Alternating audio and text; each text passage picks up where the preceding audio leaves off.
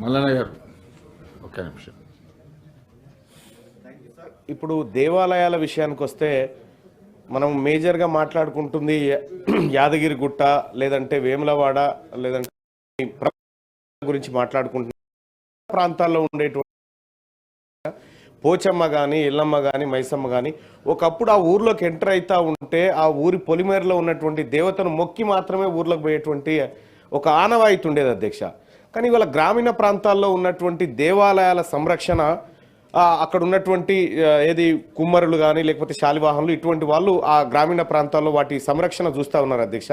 మిగతా ఆలయాల్లో లాగా వాటికి కూడా ప్రభుత్వం కొంత చేయూతను అందిస్తే ఆ ఆలయాల అభివృద్ధి అక్కడ భక్తుల మనోభావాలను గౌరవించే విధంగా ఉంటుందని చెప్పి నేను తమరి ద్వారా రిక్వెస్ట్ చేస్తా ఉన్న అధ్యక్ష. ఆ విషయాన్ని పరిశీలించాలి. ఇంకొక చిన్న విషయం అధ్యక్ష, ఇప్పుడు దేవాలయాల విషయంలో చాలాసార్లు కూడా ఇప్పటిదాకా మనం మాట్లాడుకున్నాం. ఒక ఇరిగేషన్ మంత్రి గారు కూడా ఇక్కడే ఉన్నారు. ఇది ఇద్దరికి సంబంధించినటువంటి అంశం అధ్యక్ష. ఇప్పుడు అనేక ప్రాజెక్టులకు దేవాలయాల పేర్లు, దేవుళ్ళ పేర్లు పెట్టుకున్నాం అధ్యక్ష. ఎందుకంటే ఆ ప్రాజెక్టుల పైన వచ్చినటువంటి ఆరోపణ నేపథ్యంలో ఆ ఆలయాల పేర్లు, దేవుళ్ళ పేర్లు ప్రాజెక్టులకు పెట్టిరు. వాటిని తొలగించే ప్రతిపాదన ఏమన్నా ప్రభుత్వం దగ్గర ఉందా? ఎందుకంటే కాళేశ్వరం పేరు పెడితే అది కొంత అవినీతిలో ఉంటే దేవుళ్ళకు కూడా బదనాం అయ్యేటువంటి అవకాశం ఉంది. సరస్వతి అని చెప్పి లేకపోతే ఇంకా కొన్ని పెట్టిరు అధ్యక్ష.